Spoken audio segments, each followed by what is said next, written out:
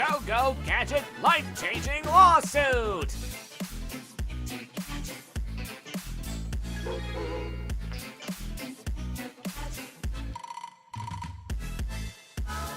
So, I've never been anything close to secretive about my feelings towards AI art and the popularization of these theft-fueled algorithms. A few lines of code programmed to scrape data and pour it all into a blender is not art. And the more people realize that, the better, in my opinion.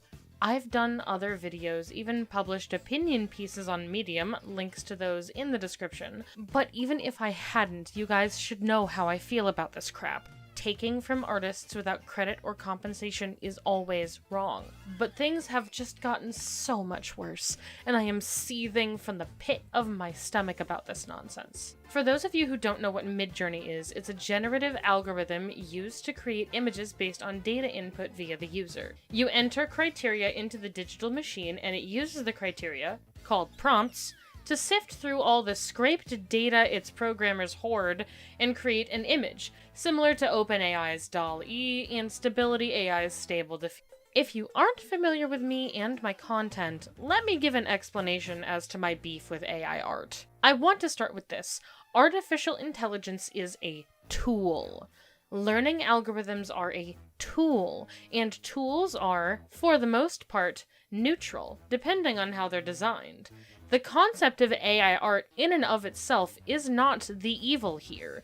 The tool is not the enemy, it's the people wielding it. So, before this becomes an argument about that, I want to address the assertion. An AI cannot exist without a coder to make it.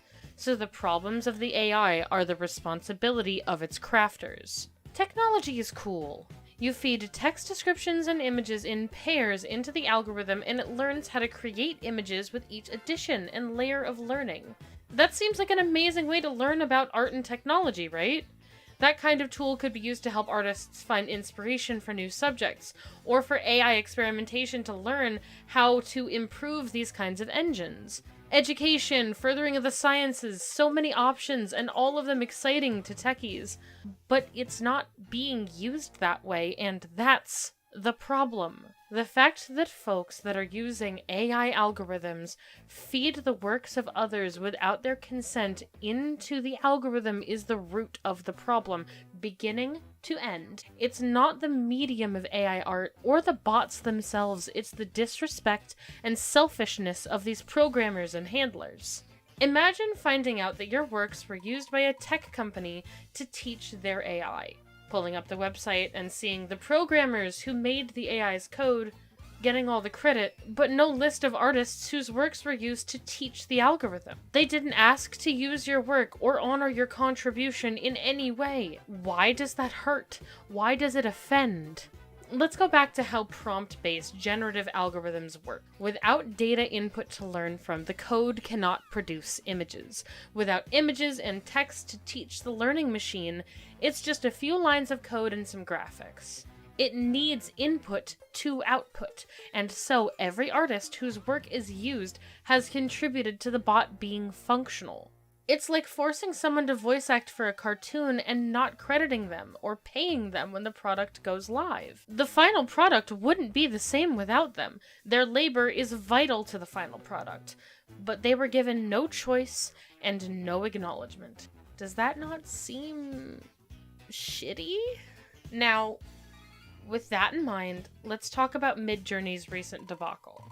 The War Room, a Discord server the staff of Midjourney used to run their website and communicate with each other, recently had a not insignificant amount of logs from their communications leaked, revealing that they knew from the beginning that they were risking copyright violations and plotted to launder their data in order to get away with it.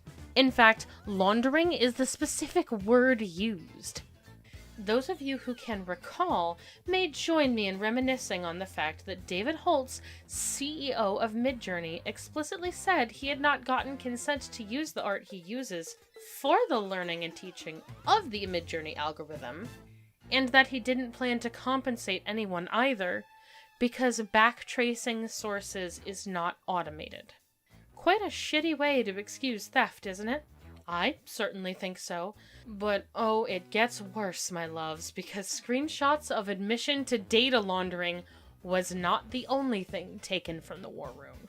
This, my darling little doodles, is a 25-page document containing the names of a majority of the artists whose works were used, including some big names like Alex Hirsch, Ross O'Donovan, Eiichiro Oda, Butch Hartman, Akira Toriyama, Dan Povenmire, Yusuke Murata, Tim Burton, Tetsuo Hara, and Walt fucking Disney. Yeah, I know. Give a man a length of rope and see how quickly he hangs himself, I suppose.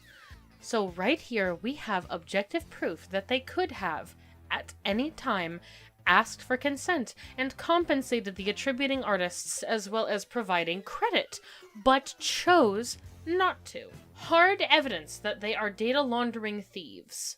What are we going to do about it? Well, if you're an artist, please go through this list and look to see if your work is in here. If it is, there's a link to a legal firm who's looking for victims of Midjourney to represent in a class action suit in the description. Reach out to them.